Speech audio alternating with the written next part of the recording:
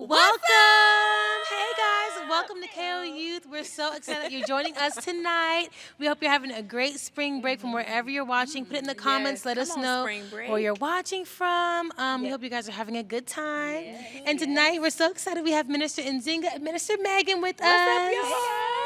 Hey y'all. Also, we have a great, amazing in-person audience. Awesome. So listen, if you ever want to join us on our second Wednesdays, you are definitely welcome to here at Nikao North. All right, it is very much so a party. All right.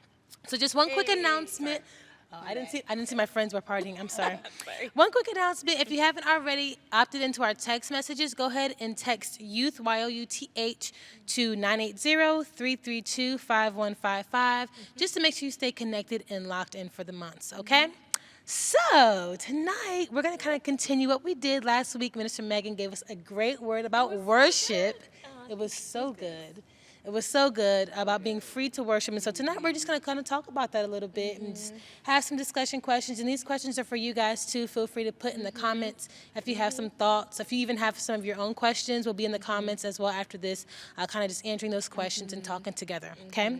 So we're going to kind of jump into some questions tonight around worship. So I'm going to start it off. Let me pick a good one. Okay, this is a good one. I'll start with this. How do you define worship in your own words? Ooh, that's a good one. You want to go first? Yeah, sure. I'll go first. Yeah. So when we were talking on the first Wednesday night about defining worship and what it is, we started with what worship is not. I think that's a great place to start of what worship really isn't, to give you an idea of what it really is. And so I shared that worship is not music, it's not a song, it's not dancing, it's not lifting your hands, it's not being on your knees, it's not laying down. Like, those things are expressions and like forms of, but those in and of themselves are not worship. And so worship to me, like if I were to define it, is worship is not what I do, but it's who I am in response to who God is and what God has done. So worship really is this response to God. It's how, I shared with in Romans 12:1, and I can go back and read that, but it really is my everyday life. It's how I live my life. It's how I love, my friends. It's how I treat people. It's how I obey God. It's how I respond to Him in faith. Like, that is worship. It's not just music. It really is, a posture of our hearts. Yeah. Anything that? No, you said it. It is a lifestyle. I agree with that. Like, how we show up in the world and how we represent Christ to our peers and to our friends and people we're around, how we treat people that may not look like us or believe like us, like just how we treat people in general. I think that shows our worship, and it also represents Christ well. And so just living a life in a way that represents the Lord well, that He would be pleased with it. Like if He was walking beside us every day, and He is, right? But if He was like physically there, would He be pleased with what we're doing? And so I think that's what worship is. I know, right? It was a little scary. Yeah, I was right there. It's a good question. But if He was right there, would He be pleased of how I just talked to my friend, or how I just talked to like the girl that I don't really like that much, but she gets on my nerves sometimes, but I still like loved her, enough not to be mean to her. So I think like that is a way we show worship too. That's so good. I love that you guys both mentioned like the lifestyle part, because I think so often you guys probably too have seen like you see worship, just mentioned with the song and, praising God in a certain part of church service. But this is such a true, biblically true and revolutionary, I think, way of thinking about it that is really more aligned to what God calls us to, which is a daily life with Him, is worship. So you both kind of hit on that pretty well. So Can I add one more thing? Yeah, The example that Minister Megan gave, can you give that example again when you were talking about with if Minister Chris asked you to clean? I think that I think that drives the point home. It was just like, the whole message was great, but that was just like, really, I think that really shows. Yeah. So we're talking about like just worship being like this obedience to God, and again, like just the response to God. And so I shared this example of if Minister Chris was to ask me, hey, Megan, can you come and wash the dishes so that I can prepare dinner for our friends and for us to eat on tonight? And if I just looked at him and was like, oh, Minister Chris, I love you. I love when you cook food. I love when you do the dishes. I'm so grateful for the food you make. But did I do the dishes? Did I do what he asked me to do? I just sang a song, but my actions and my heart didn't, follow through what he asked me to do. And, Minister Mr. Chris isn't God, but you know, in our home, he's our head, or he's my head, and so you know, how I submit to God is my worship too. And so, you know, it's not just a song, but God, if you ask me to do something, my response to you, my obedience to do that thing is also considered worship. Yeah, I love that, Axel. That's good. Yeah. Awesome. Cool. So we're going to jump to our next question. Again, if you guys have any comments, make sure you put them down below, okay? Yeah. All right. This is kind of a question similar to worship, but it's in the same family. It says, what do you think makes someone or something worth celebrating? That's good. You want to take this one? Yeah, I'll start. I would say their character. Yeah, like how they, and their consistency, like are they the same way every time? And that's the beauty about Jesus, right? About the Lord. Like he is the same way every time. He's consistent. And so it makes, when we begin to worship him, whether it's through our lifestyle or if that day we decide to sing a song that he's placed on our heart and that is our love language for him that day, like, it makes it easy because he's faithful, he's consistent, he shows up the same way every time. He may do something differently in a different way, but you know his character is the same. And so I think that makes it that's what makes someone, you know, worth celebrating. That's awesome. Yeah, I agree with that. Maybe do you have any thoughts on that? No, I agree. Yeah, their I think character, that's really who good. they are, like, you know, how they treat you. Yeah. Even like you said character, how they treat you. Yeah, I think all those things. I had a brain fart, but yeah, It's okay. all those things. Agree, All but those things, no, I yeah. think those are really good, and it makes me even think about too, like the things that just in terms of the world and culture, and you guys can even think about this. The things that we celebrate, like, might be something that this looks really good, or something that was done very well, you know, to a certain standard, but character is not always celebrated, and so I think it also shows your response to Minister Nzinga shows the difference between us versus the world and what the kingdom celebrates, you know, versus what, you know, the world and, you know, your friends may celebrate, you know, and that's understandable. And sometimes some of that is fine. We do want to celebrate a birthday or celebrate when someone does a really good job or, you know, but character matters more than all of that. And so I love that you answered that. That was great. Okay. Kind of going back to what you guys defined worship as, this question says, what does it look like to worship God in our daily lives? That's good. Yeah, I think it kind of goes back to what we were sharing about, like, you know, obedience and how we treat, how we love other people, our faith. And so I'm actually jumped to that scripture. Okay. I really like the Message version of Romans 12. And 1. So I'll read that really quick. So Romans 12:1, this is the Message. So here's what I want you to do, God helping you. Take your everyday, ordinary life. You're sleeping, eating, going to work, walking around life, and place it before God as an offering. Embracing what God does for you is the best thing you can do for him. Don't become so well adjusted to your culture that you fit into it without even thinking. Instead, fix your attention on God. You'll be changed from the inside out. Readily recognize what he wants from you and quickly respond to it.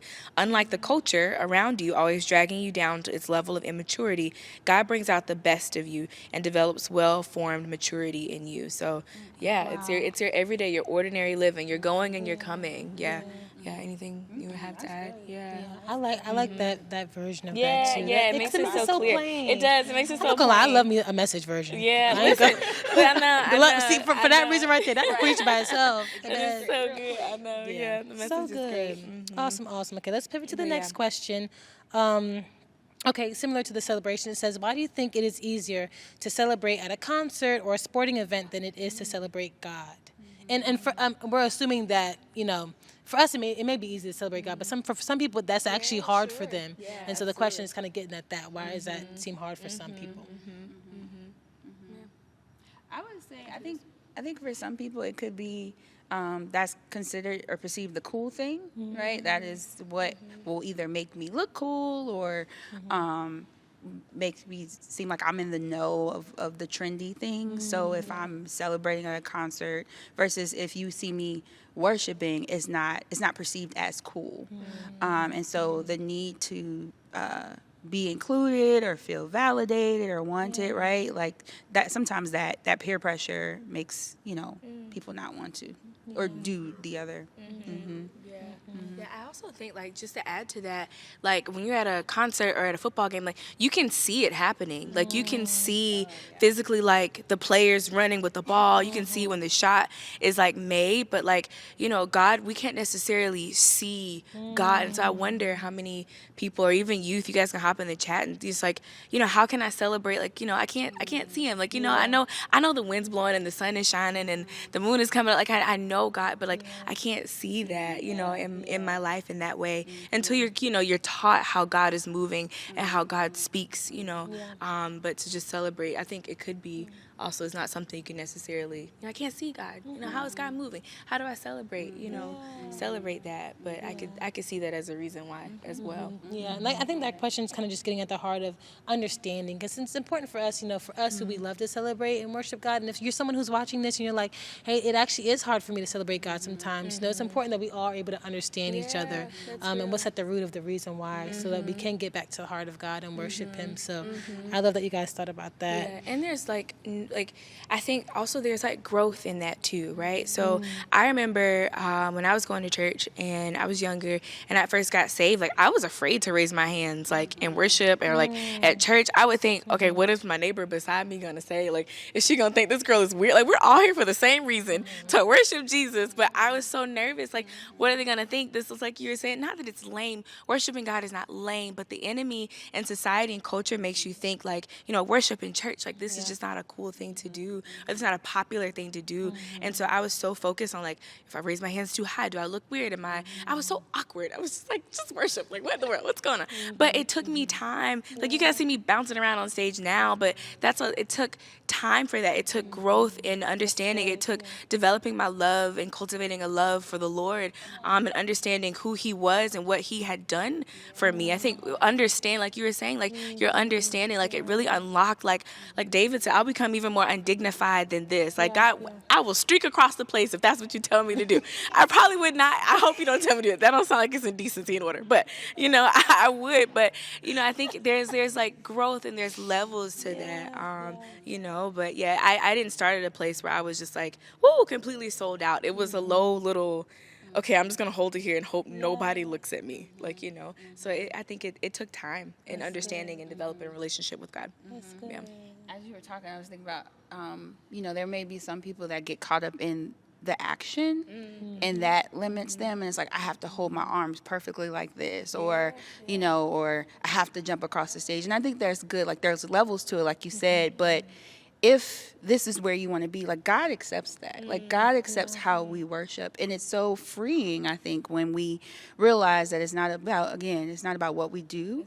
We're not do love, we are be love. So if, you know, today is lifting my hands and tomorrow is I'm just going to be nice to my neighbor. That's worship, right? Absolutely. I'm going to choose to be nice. Whoop, God, I did it. Thank you, Lord. Thank you, Jesus.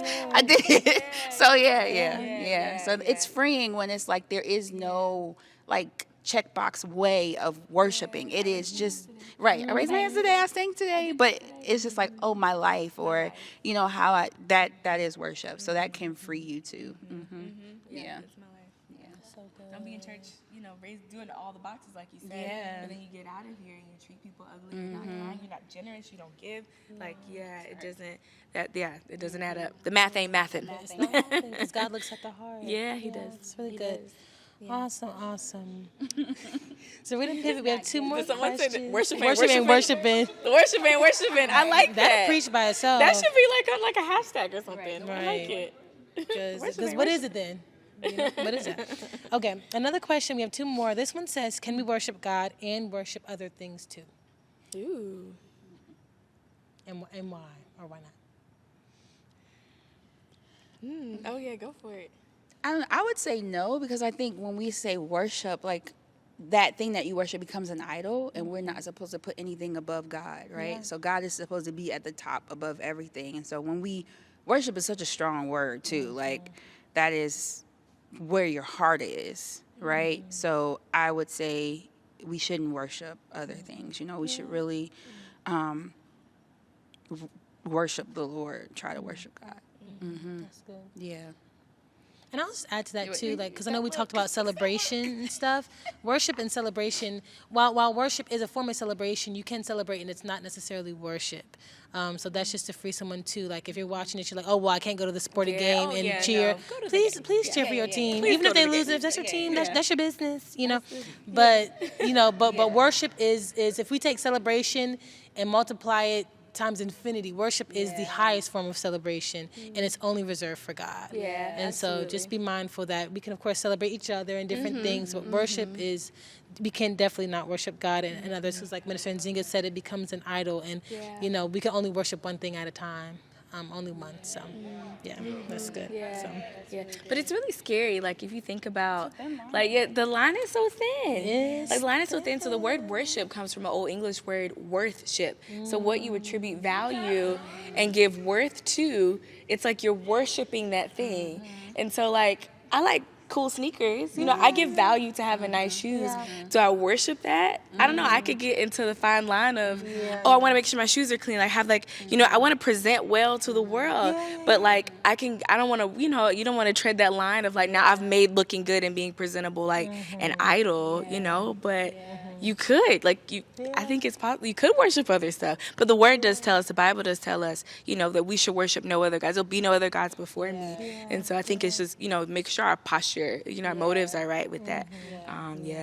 That's scary though. It is. Because we give value to so much. Our heart posture. And I think a good check for that is if someone says, I'll give you a good example. So for this past consecration, one of the things I did, because I love sneakers, if you all know that, I like my sneakers. Pan the camera on the shoe.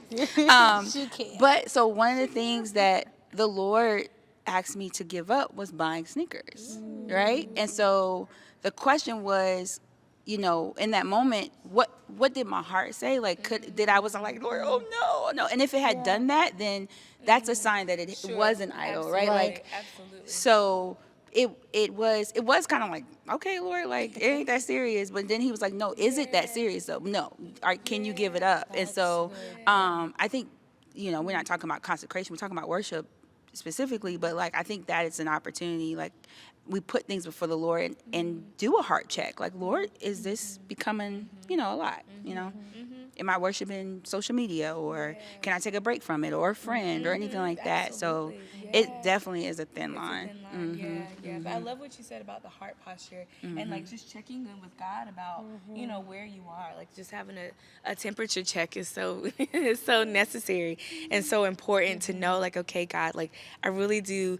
I love hanging out with my friend of mine, and she's amazing. She's great, but we've hung out for 7 days, and I haven't spent like any time. I don't want to worship Imani. So it's like, it's getting excessive. But I think heart posture, it really is. It's so good. So good. And our last question for the evening, it says, okay, this is a sweet question. It says, how do you think it makes God feel when we worship him?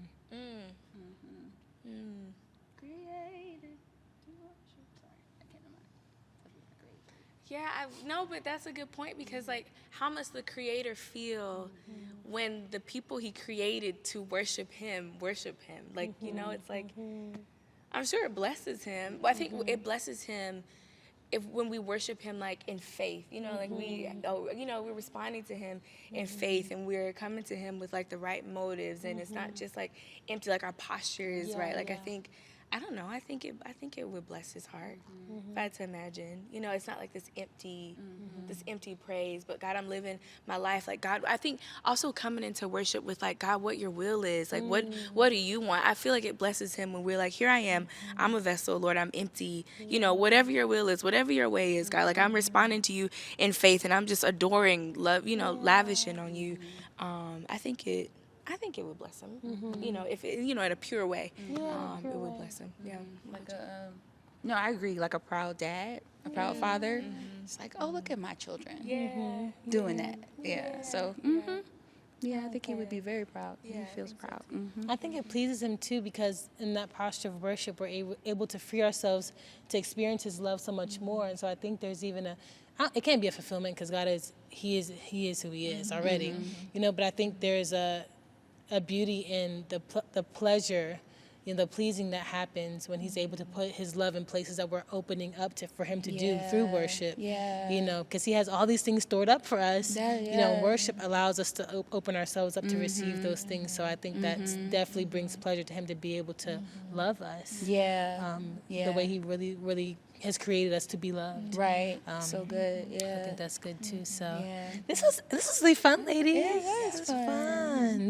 These were really good responses. And again, thank you again to our in-person audience.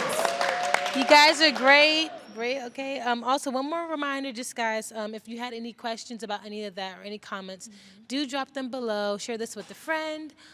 Give it a big thumbs up if you enjoyed it. We definitely want to get this message out to others as well so they can experience this conversation and dialogue with other youth leaders. And also, again, text youth, YOUTH, to 980-332-5155 if you're not already locked in with us. Please do so. And just a reminder, next Wednesday we'll be having our third Wednesday small groups here at Nikao North at 7 p.m. So make sure you pull up to that. We'll be having more conversation about this in a small, intimate space. And Minister Megan's being silly. She's weak. Words is so good to me. That blessed her. That's blessing her. All right. So we love you guys so much. We'll see y'all later. Bye.